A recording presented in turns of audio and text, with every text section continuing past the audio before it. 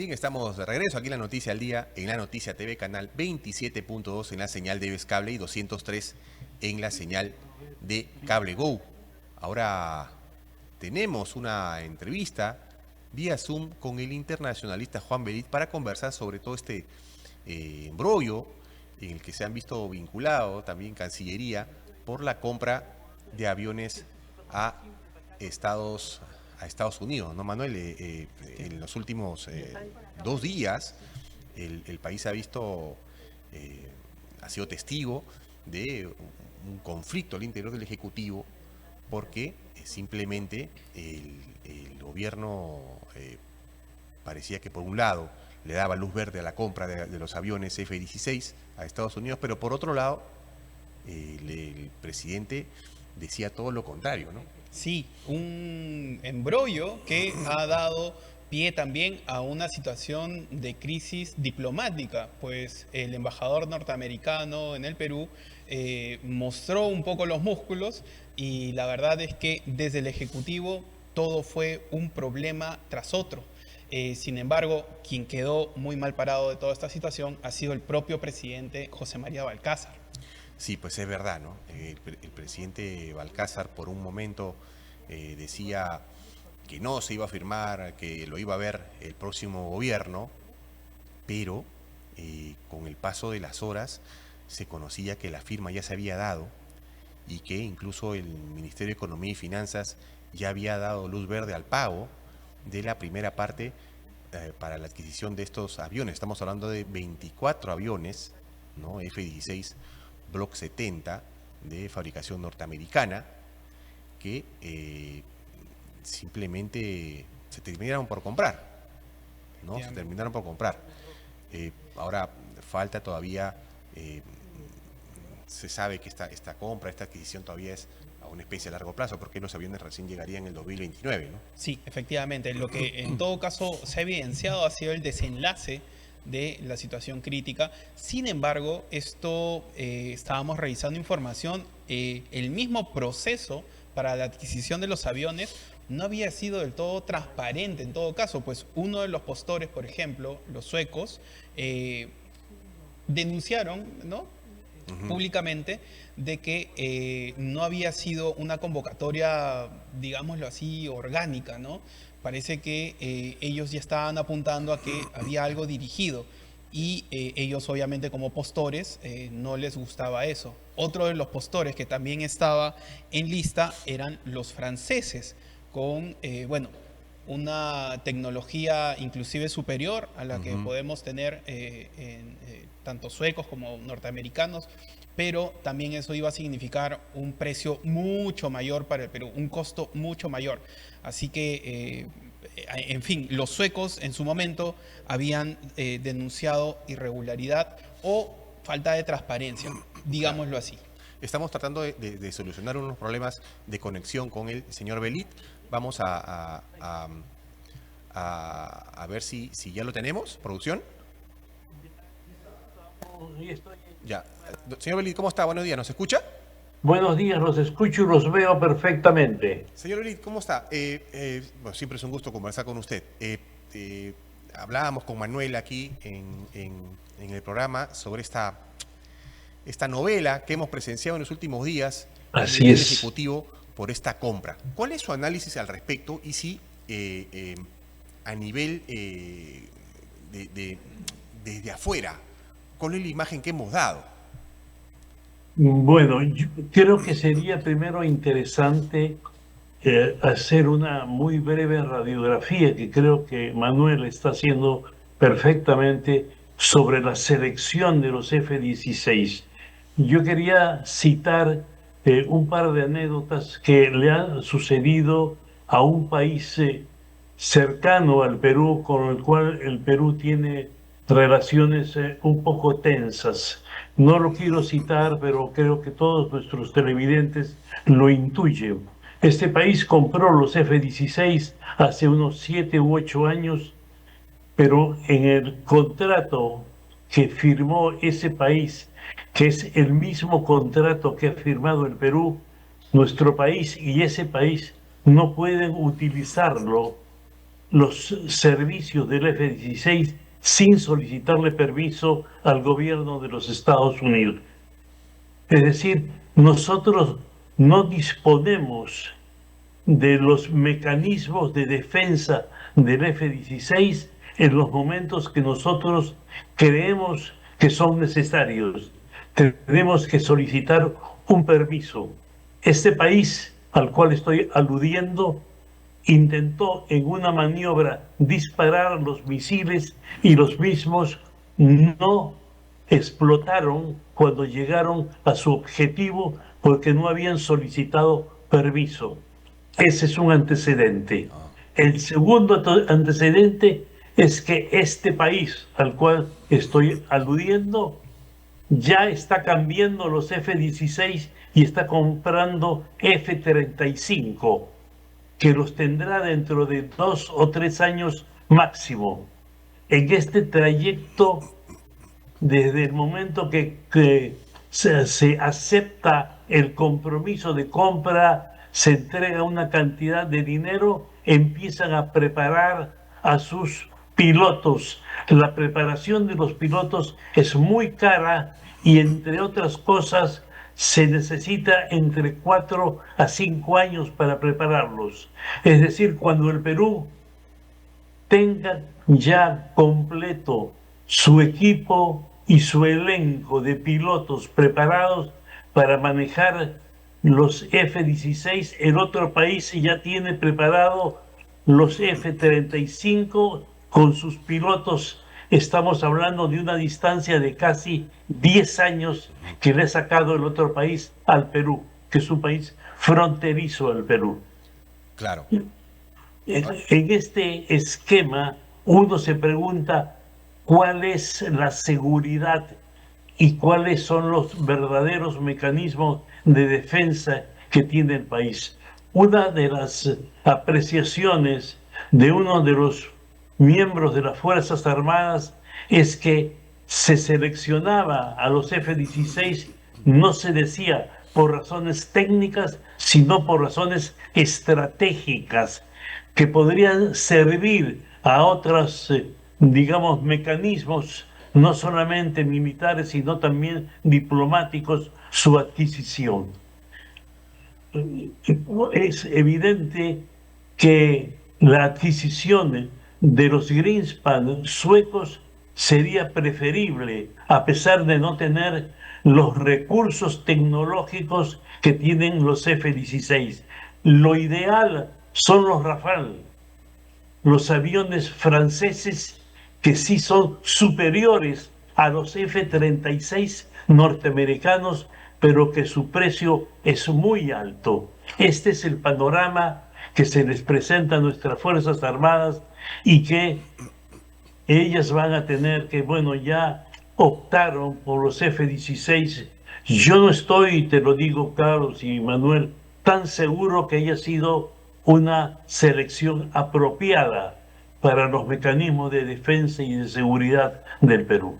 Claro, y justamente estas tres naves, estamos hablando de las francesas, la sueca y la norteamericana, estuvieron en este proceso. Se conoció que las tres estuvieron, se decantó por la norteamericana, los F-16, pero llama mucho la atención que esta aclaración que usted hace, ¿no? Que tenemos que pedir permiso a Estados Unidos para poder utilizarlos. O sea, sí, no sé si en otra compra tenga este tipo de requerimientos. Bueno, no sé si otra compra de otra naturaleza, no creo que se utilice. Esto es por la naturaleza de la compra, que son mecanismos de defensa altamente sofisticados y eso nos da grandes limitaciones. Si hubiera sido que se seleccionaran de otros países, tal vez no se ponían este tipo de limitaciones a los contratos. Bueno, pero ya se optó, no se puede llorar sobre la leche derramada. Sí. Yo no estoy tan seguro, reitero, que haya sido una selección óptima.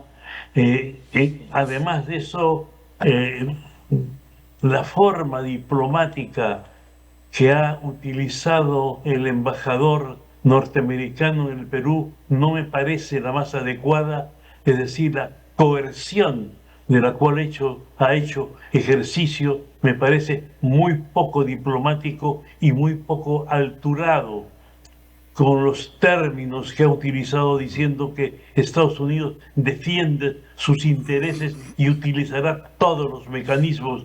Mire, yo estoy seguro que eso no hubiera dicho ni el embajador de Francia, ni siquiera el embajador de Suecia en el Perú. Pero bueno, seamos un poco flexibles por los acontecimientos en los cuales ha estado inmerso nuestro país. Además de ello, todo el proceso de compra fue muy caótico porque también el Perú pecó en el contrato de no avisarle oportunamente a la Lockheed Martin de estos aviones que todavía la decisión no era de manera determinante. Y el presidente, el doctor Balcázar, a última hora dijo que no firmaba cuando el gerente de la Lockheed Martin ya estaba en el Perú y ya estaban preparados aún para la exhibición de estos aviones. Claro. Esto no es normal y esto no es un tratamiento, digamos, alturado de estas circunstancias. Manuel. Sí, doctor. Dime. Efectivamente, es una situación anómala, pero también parece anómalo la forma en que el embajador norteamericano y en general todo el proceder de la diplomacia norteamericana, no solamente con el Perú, lo hemos visto quizás con otros países también, no es la más, digamos, alturada, no es la más tradicional, digámoslo así, no es la más ortodoxa. Están siendo absolutamente frontales y sin filtro. Esto usted, ¿cuál es su análisis, por favor? Bueno, yo creo que ya estamos, estimado Manuel, abordando un tema que es más amplio y que hoy día es vox populi, voz generalizada en todas las cancillerías del mundo, la forma como la Secretaría de Estado de los Estados Unidos se ha deteriorado. Lo digo claramente, porque el día de ayer el presidente Donald Trump se ha referido en términos muy duros a los países europeos de la OTAN que no han apoyado las operaciones militares norteamericanas en el conflicto con Irán y ha dicho que ellos no van a gozar de los logros que se puedan tener en el futuro.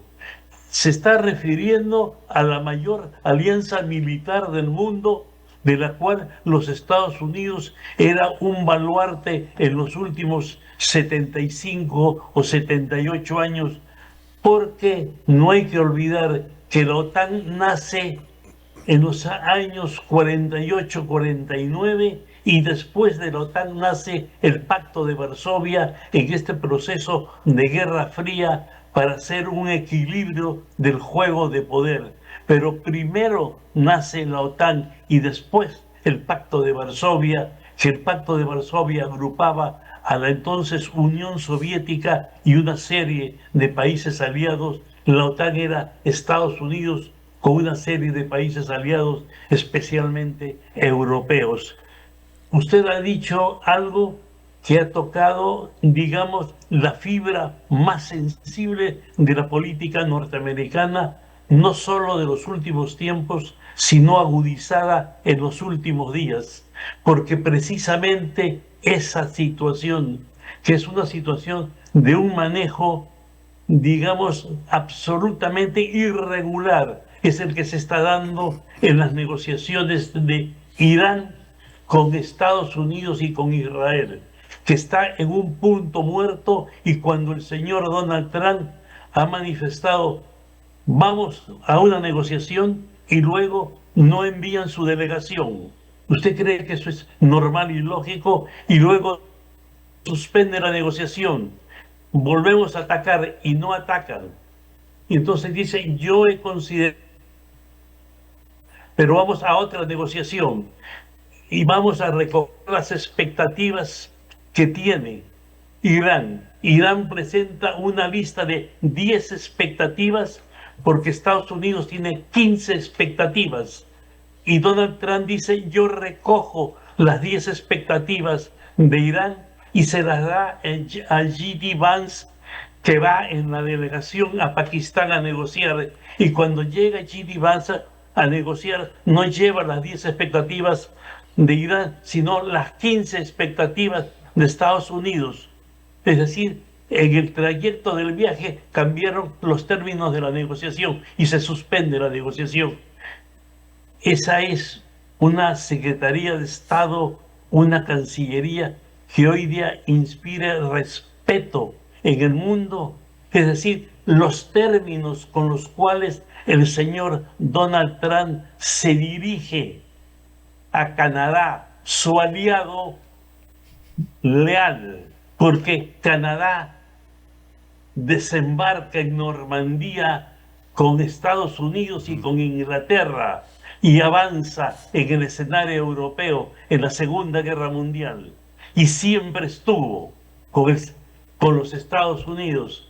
Y el señor Donald Trump dice que el señor Carney, que es el primer ministro de Canadá, vaya alistándose porque vamos a anexar como Estado. Usted se puede imaginar que eso haya dicho Evo Morales del Perú, o que el Perú se lo haya dicho a Chile, que se vaya alistando el señor Kast porque vamos a nosotros a rescatarlo otra vez a Arica, y nosotros consideremos, no, esto es una broma, esto es parte de un lenguaje diplomático moderno.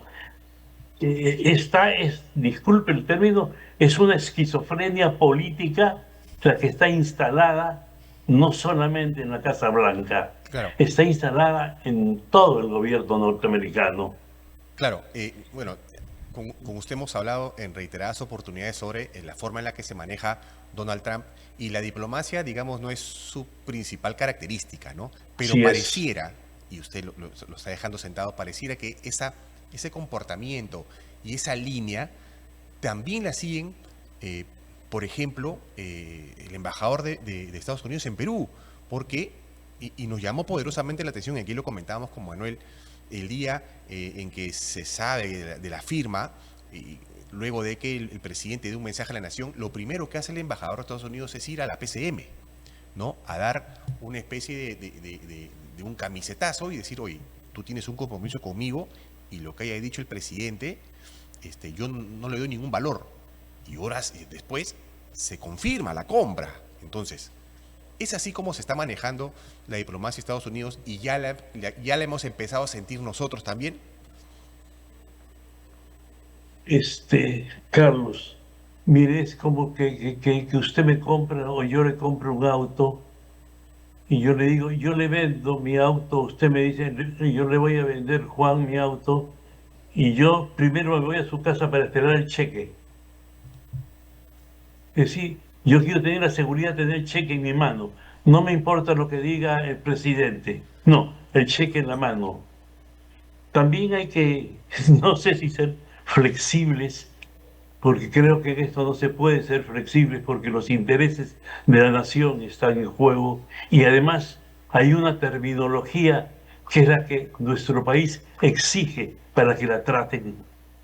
Pero lo cierto es que esta terminología se han relajado en los últimos tiempos. La forma como trata el señor Trump y su Cancillería a sus aliados, los términos que utiliza. Mire, la Cancillería posiblemente de mayor prestigio que hay en el mundo es el Vaticano. Y nosotros estamos viendo cómo el señor Trump llega a decir que el Papa León XIV no sabe de teología, no sabe de teología.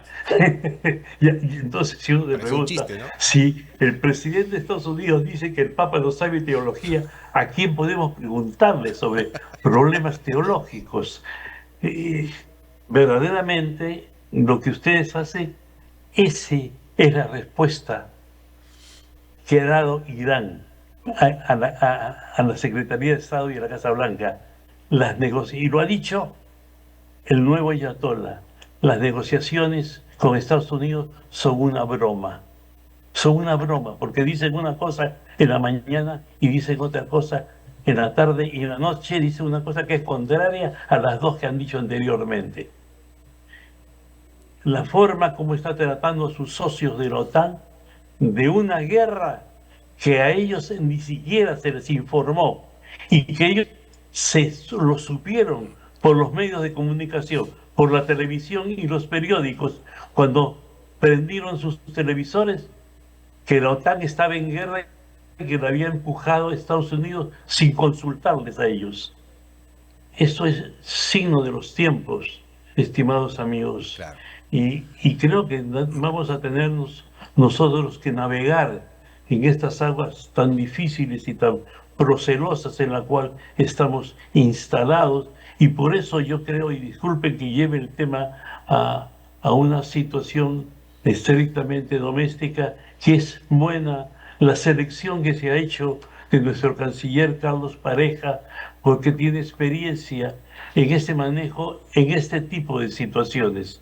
Es decir, llevar la nave a buen puerto, acoderarla sin muchos contratiempos, con el poco tiempo que le falta al presidente, en 2 meses y medio, es decir, en 70 días se está entregando el gobierno, llevarlo para que el nuevo gobierno, el nuevo presidente, tenga que tener un nuevo diseño de política exterior que desgraciadamente vamos a tenerla que seguir sufriendo hasta el final de la administración Trump. Pero hay algo que quería con esto terminar esta parte de la conversación, que es una corriente de opinión que está caminando muy fuertemente en Estados Unidos hace 3 días. Y yo me atrevería a decir hace 2 días, antes de ayer, ayer y hoy en la mañana. Y ya parece ser que el Congreso tiene más de los 52 votos que necesita. La aplicación de la enmienda 25, que fue instituida en 1967 después del asesinato del presidente John Fitzgerald Kennedy.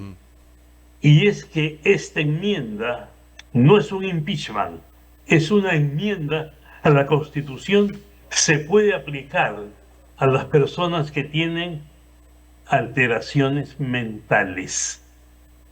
Algunos elementos consultados por especialistas manifiestan que hay algunos síntomas del presidente que no son lo suficientemente lógicos para que en manos de un personaje de esa envergadura esté el célebre maletín negro que permite lanzar artefactos nucleares sobre un país que amenace la seguridad de Estados Unidos. Claro, si fuera así es un peligro no solamente para Estados Unidos, ¿no?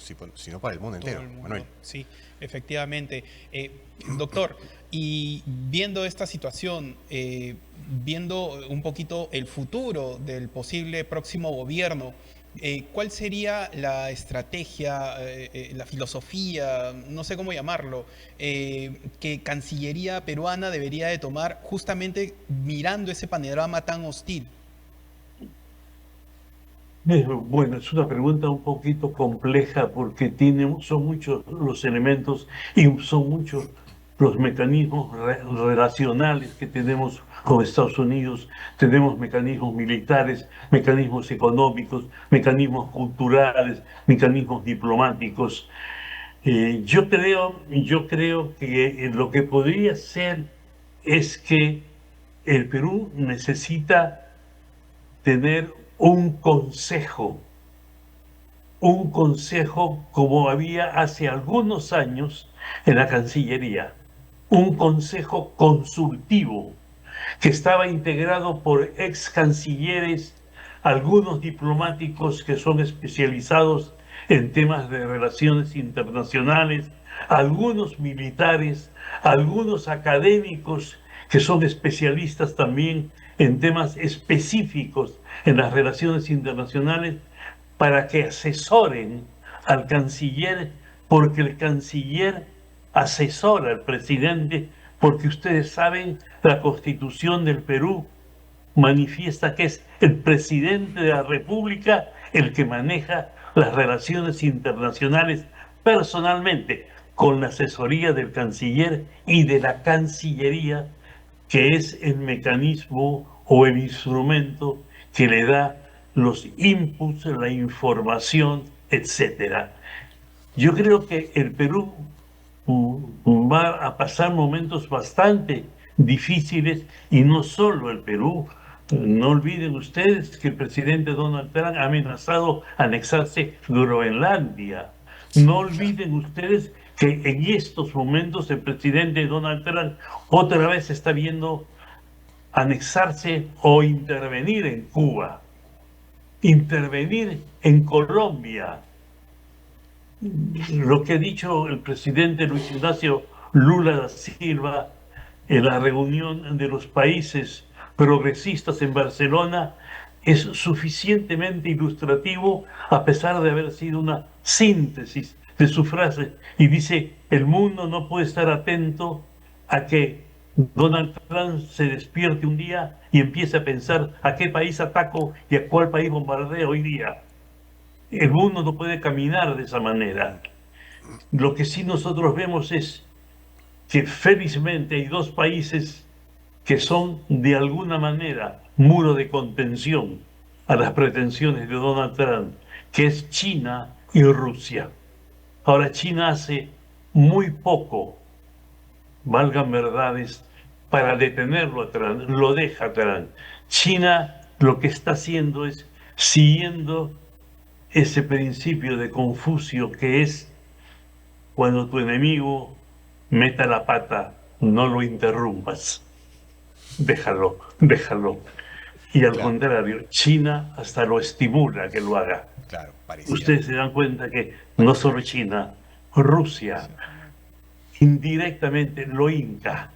Rusia y China lo hincan. Rusia y China no tenían necesidad de sacar 2 barcos con 3 millones de barriles de petróleo de Irán, porque ellos tienen petróleo y tienen reservas de petróleo. Lo sacaron solo para probarlo. Y Trump no hizo nada, los dejó pasar a los barcos. Todos los otros, él mismo ha dicho: he ordenado que los ataquen. A los chinos no, ni tampoco a los rusos. A ellos los pueden dejar pasar, que son los principales enemigos de Estados Unidos. Ellos van a atacar los barcos que van a países mucho más pequeños, que no representan ningún mecanismo de amenaza para Estados Unidos. Pero los dos grandes, a ellos sí se les permite que saquen. Esa es la manera como ellos van punzándolo. Y también un poco, si retrocedemos, muy poco, si retrocedemos 1 año y medio y en pleno proceso electoral norteamericano, las denuncias que hubieron de los servicios de seguridad norteamericanos de la intervención de la inteligencia rusa y de la inteligencia china en el proceso electoral del señor Donald Trump. Los rusos intervinieron en la anterior elección, que le ganó a Hillary Clinton, porque ellos fueron los que sacaron a la luz la utilización de Hillary Clinton cuando era secretaria de Estado de una computadora de seguridad para enviar una nota doméstica a algún familiar. Y entonces ellos lo sacaron precisamente para darle un instrumento de fuerza a Donald Trump y que pueda atacarla a Hillary Clinton. Claro. Hillary Clinton, ustedes recordarán, ganó las elecciones, sacó 2,5 millones más de votos que el presidente Trump, pero en el colegio electoral le ganaron las elecciones. Se dice que también la inteligencia rusa intervino en el colegio electoral. Esto ya es parte de una mitología que nunca se ha comprobado, pero sí se ha confirmado que intervino la inteligencia rusa, en los archivos del Partido Demócrata. Bien. Y nosotros nos preguntamos cuál era el interés de que Rusia y China tenga para que salga el señor Donald Trump presidente. Claro. Ellos habían tenido mejores relaciones con el señor Obama. ¿Por qué querían que salga Donald Trump?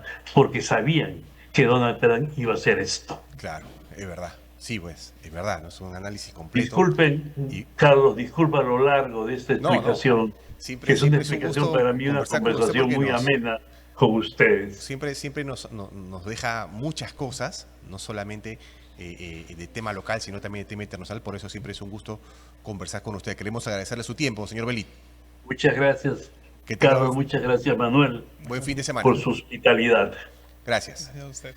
Bien, Gracias. estuvo con nosotros el internacionalista Juan Belit, ¿no? Quien ha advertido sobre esta política exterior que tiene de Estados Unidos ahora con Donald Trump. No es la mejor de todas, sin ninguna duda, y que bueno, la acabamos de sentir en el país, ¿no? La acabamos de sentir en el país con esta visita de visita entre comillas, ¿no? Del embajador a la PCM, ¿no? Sí, efectivamente. Bueno, en este tablero de ajedrez, la Cancillería, pues, en el futuro va a tener que jugar muy bien sus piezas, ¿no?